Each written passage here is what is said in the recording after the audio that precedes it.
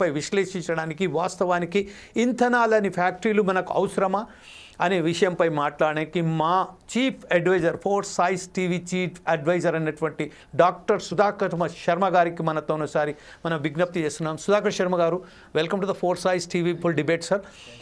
Please ఈ విషయంలో అసలు ఇంధనాలని ఫ్యాక్టరీకు మనకు అవసరమా, దీనిపై మనకు ఎలాంటి హానికరంగా ఉండబోతున్నాయో ఒకసారి వివరించండి sir. Thank you, Jamil ji. First of all, you deserve congratulations for taking up this wonderful theme.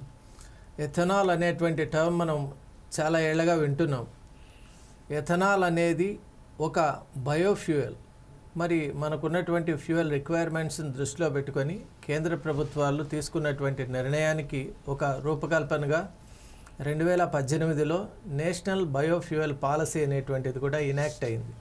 మరి ఆ పాలసీ ప్రకారం ఎథనాల్ 20% ఆఫ్ ఎథనాల్ టార్గెట్గా పెట్టుకున్నారు, బ్లెండింగ్ను 2030 వరకు. అంటే గ్రాడ్యువల్గా మనం ఈ యొక్క ప్రొడక్షన్ అలాగే దీని యొక్క బ్లెండింగ్ను కూడా ఇన్కార్పొరేట్ చేసుకోవాలనేటువంటిది కేంద్ర ప్రభుత్వం యొక్క సూచన.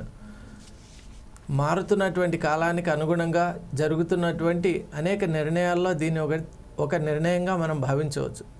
అయితే ఈరోజు మనం చూస్తున్నటువంటి ఆగ్రహావేశాలు ఏదైతే మనం చూస్తున్నామో వాటిని కూడా మనం కాదనలేం. ఎందువల్ల అంటే అక్కడ జరిగేటువంటి అనర్థాలు కూడా ఆ మ్యానుఫ్యాక్చరింగ్ ప్లాంట్ ఏదైతే ఉందో దాని చుట్టుపక్కల ఉన్నటువంటి ప్రాంతాల్లో కలిగేటువంటి నష్టము కష్టము చాలా మనం అసలు మాటల్లో చెప్పలేం.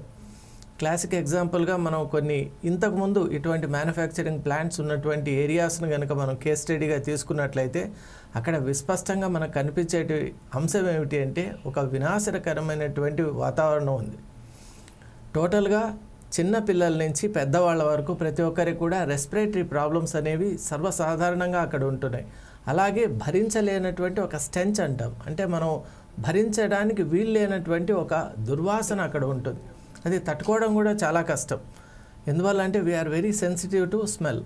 మరి ఈ రెండింటిని పక్కన పెడితే ముఖ్యంగా ఎథనాల్కి కావాల్సిన ఈ మ్యానుఫ్యాక్చరింగ్లో మనం ముఖ్యంగా వాడేటువంటి ఒక కెమికల్ ఉంటుంది, హెక్సేన్ అని. ఆ హెక్సేన్ అనేది చాలా డేంజరస్. దానివల్ల అనేక న్యూరలాజికల్ ప్రాబ్లమ్స్ రావటమే కాక నమ్నెస్ కానివ్వండి, అలాగే కొన్ని ఎక్స్ట్రీమ్ కండిషన్స్లో పార్షియల్ పారాలిసిస్ కూడా వచ్చినటువంటి కేసెస్ కూడా మనం చూసాం. ఈ నేపథ్యంలో జమీల్జీ, మనం ఇంతకుముందు డిస్కస్ చేసుకున్నట్టు ఒక విధానం ఏదైతే ఉందో మనం ఇంతకుముందు ఈ చర్చకు ముందు ఒక డిస్కషన్ చేసుకున్నాం. దాంట్లో ఒక చక్కటి సలహా మీరు ఇచ్చారు.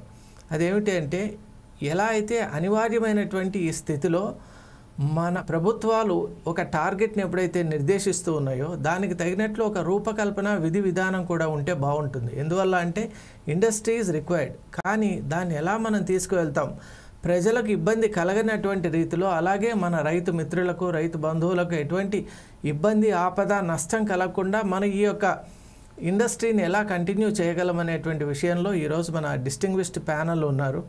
వారి యొక్క సూచనలు సలహాలతో నిజంగా ఇది ఎలా ప్రాక్టికల్ అనేటువంటి విషయాన్ని తెలుసుకునే ప్రయత్నం చేద్దాం. Thank you very much doctor Sudhakar Sharma గారు. ప్రస్తుతం మనం